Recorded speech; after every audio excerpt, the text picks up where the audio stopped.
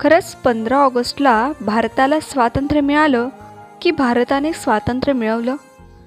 झाशीची राणी तात्या टोपे रणांगणावरती लढले आणि सरणावर देखील चढले.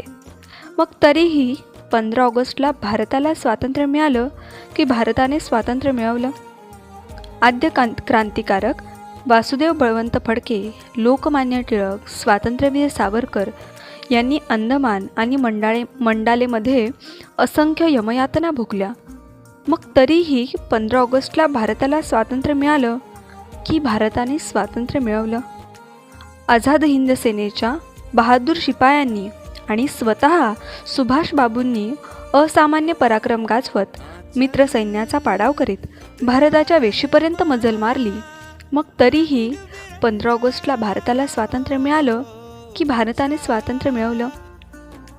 Indian army is no longer loyal to Britain and now Britain has no army left to hold down the India.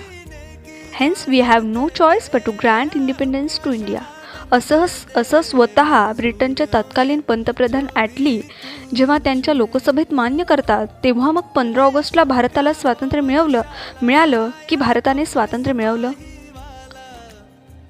1857 पासून सुरू झालेल्या स्वातंत्र्य समराला तब्बल 90 वर्षांनी यश आलं.